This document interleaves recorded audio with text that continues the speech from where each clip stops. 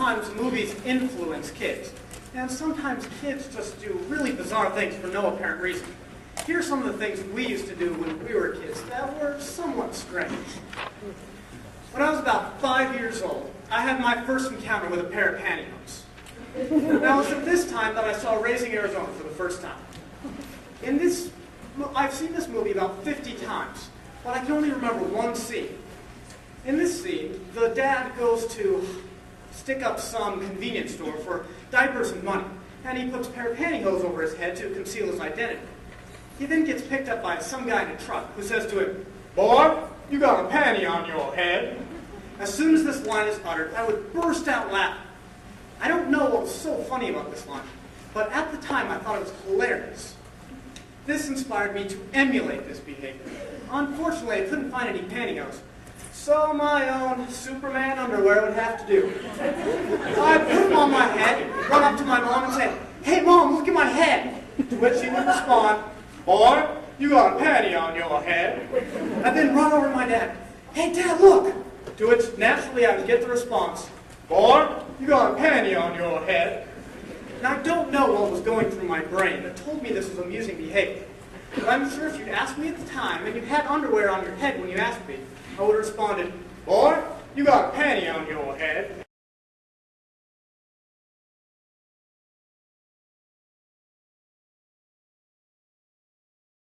Let's break the human experience down into 4 basic stages.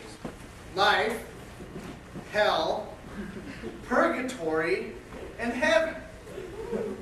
Now, life would be kindergarten through the 5th grade. Hell would be middle school. Purgatory is high school. And then heaven is everything after the public education system.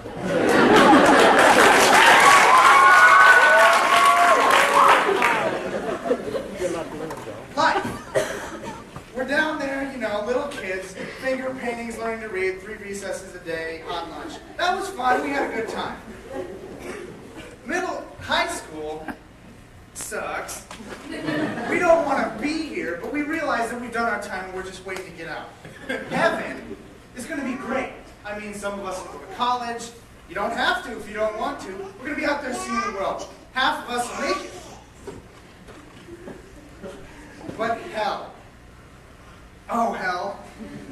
How I did loathe hell. First off, now we got homework. And not just once a week, every night. Learning all this useless stuff with no practical application, and then you gotta take tests on it to earn a GPA. What's a GPA? Who knew what a GPA was then? Who knows what a GPA is now? I don't. I just know mine sucks. Then there was the cliques. Oh, God. If you weren't part of a group, you were an individual. And if you were an individual, you were hated. Individuality was a big no. Do what the group does. And if you're not, stay home! Don't go to school. It's not worth it. And then, my personal favorite, and I'm sure yours, puberty. Woohoo! Wasn't that a good time? Raise your hand if you saw that one coming. Yeah, that's what I thought. All of a sudden, your body's doing all these weird things. You got hair growing in weird places. For some strange reason, you can't stop thinking about girls. So finally, you get the nerve to go up and talk to one. Hi! Oh, your voice cracks! Nobody told you that was going to happen? Where did they tell you that? If you knew that was coming, you knew something everybody else didn't know. And it's not just once. It's the next 4 years of your life. This is a ruining experience. Ladies, how are you supposed to go up and talk to a girl if you can't talk? So this has all happened, and you get home, and the first thing your mom wants to know is, "Why the long face, honey?" Thank God I only have 1 year left. My mom became my hero back when I was in grade school.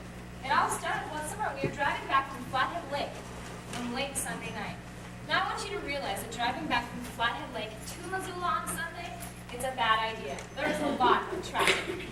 Well, those of you who know my dad, man of many jobs and business, and on this Sunday we were driving back in his crew cab with a large trailer pulling behind us full of fireworks. Well, my mom and I, we had driven up a little past our and left our car parked along the highway. So naturally, my dad, who's supposed to drop us back off at our car. Well, unfortunately for my mom's sake, my dad has a little problem, and he can't handle doing everything that he's supposed to do. So when he hooked up the trailer to the back of the truck, he forgot the brake lights. Well, of course, he refused to drop us off at our car. And instead of just leaving the car there until a better time, my dad said this to my mom. Honey, how about I just slow down a bit and you just kind of jump out? Well, normally, I guess I wouldn't have had that big of a problem with my mom jumping out of a car. But our truck was between 1 and 2 feet off the ground. To jump out of a moving car to an unlit highway with cars coming, common sense would tell you not to do it, right? Well, I guess you can say my mom can have a little bit of credit because she was on some pretty heavy allergy medication at the time. So she might have not been thinking straight. So of course she agreed. My dad slowly reduced speed to about 20 miles an hour. Is it safe? My mom asked. No, Mom, don't do it. Are you mentally challenged or something? Due to my handicap, brother, we're not allowed to say retarded. Of course, my mom wasn't listening to me. My dad started screaming. Okay, here we go, Nancy. Bail out. Bail out. My mom opened the door and out she flew. I could hear her screaming my father's name as the door slammed behind her. You killed her! But then my father said, Well, when we get to town, we'll just pull off at a gas station and we'll wait for her for about 10 minutes, and if she's not there, I'll go back looking for her. if my mom's already roadkill, a 10-minute wait is not going to help her anything. My sister and I were crying and screaming when we got to the gas station. I feel kind of bad. He had just overreacted just a little bit.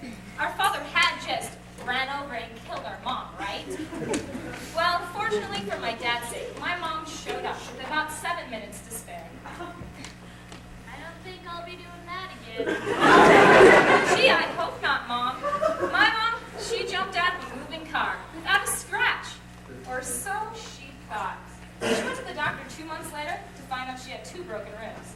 The doctor suggested she doesn't do any more acrobatic stunts. My mom, she'll always be my hero. Who else will jump out of a moving car on command? I have a suggestion for you. If you're planning on jumping out of a moving car anytime soon, make sure it's your brilliant idea and make sure you have lots and lots of padding.